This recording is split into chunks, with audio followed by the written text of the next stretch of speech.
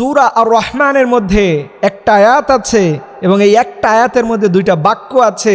এই বাক্য দ্বারা যদি কোনো আল্লাহর গোলাম আল্লাহর কাছে দোয়া করতে পারে তাহলে তার দোয়া কবুল হয়ে যায়। বিশ্বনবী বললেন, সাহাবীরা শোনো, তোমরা যে প্রতিদিন সূরা আর রহমান তেলাওয়াত করো, এই আর রহমানের মধ্যে একটু লক্ষ্য করে দেখবা একটা আয়াত আছে, স্পেশাল একটা আয়াত। আল্লাহর নবী বলছেন সেই স্পেশাল আয়াতের মধ্যে দুইটা স্পেশাল বাক্য আছে, যে বাক্যের মাধ্যমে কোনো আল্লাহর গোলাম যদি আল্লাহর কাছে দোয়া করে, রব্বুল আলামিন তার দোয়াগুলোকে কবুল করে নিবে।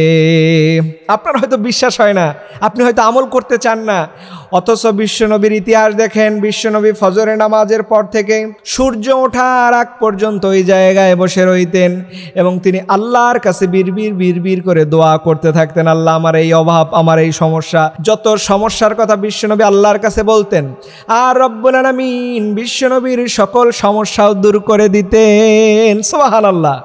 এর জন্য আমরা আমল করতে চাই না, ফজরের পরে আমরা ঘুমাই, ফজরের পরে আমরা হাঁটতে বের হই, ফজরের পরে আমাদের অনেক ব্যস্ততা বেড়ে যায়, কিন্তু বিশ্বনবী ফজরের নামাজ পড়ার পর থেকে সূর্য ওঠার আগ পর্যন্ত ওই জায়গায় বসে রইতেন। মুহাম্মদ সাল্লাল্লাহু আলাইহি ওয়াসাল্লাম, ওই নবী বললেন, তিরমিজির মধ্যে হাদিসটা এসেছে, এক হচ্ছে কোরআনের আয়াত, আবার বিশ্বনবীর হাদিস তিরমিজির 3522 নাম্বার হাদিসের মধ্যে আল্লাহ নবী বললেন, ও আমার সাহাবীরা শোনো শোনো, তোমরা যদি সূরা আর রহমানের এই আয়াতটা পড়ে আল্লাহর কাছে দোয়া করো। নবী আয়াতটা তেলাওয়াত করলেন, নবী বললেন, তাবারাকাসমু রাব্বিকা যিল জালালি ওয়াল ইকরাম।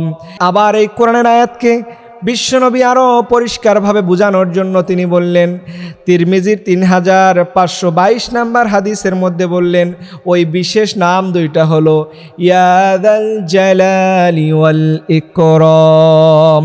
ইয়াদাল জালালি ওয়াল ইকরাম, এই কথা দ্বারা, এই বাক্যমালা দ্বারা কোনো আল্লাহর গোলাম যদি আল্লাহর কাছে চাইতে পারে, বিশ্বনবী বললেন আল্লাহ পাক তার সকল দোয়াগুলোকে কবুল করে নেয়। এই আয়াতটাকে ইস্তেমবাদ করেছেন, হাদিসের মধ্যে বলছেন ইয়াদাল জালালি ওয়াল ইকরাম।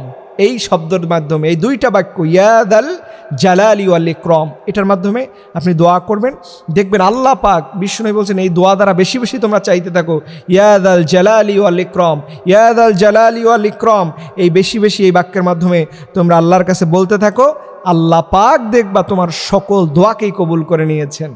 এর জন্য সম্মানিত ভাইয়েরা, আমরা আমাদের জীবনে অনেক ব্যস্ত হয়ে পড়ি, কিন্তু আল্লাহর কাছে চাওয়ার সময় হয় না। যাদের সময় হয় না তারা এই মুহূর্তে, এখন থেকে, আজকে থেকে ইয়াদাল জালালি ওয়াল ইকরাম এই বাক্য দ্বারা আপনি আল্লাহর কাছে দোয়া করতে থাকুন। রব্বে কারিম দেখবেন আপনার সকল দোয়াকেই কবুল করে নেবে। সুবহানাল্লাহি বিহামদি। আল্লাহ পাক আমাদের সবার জীবনের নেক আশাগুলোকে কবুল করুন। সবাই আমিন।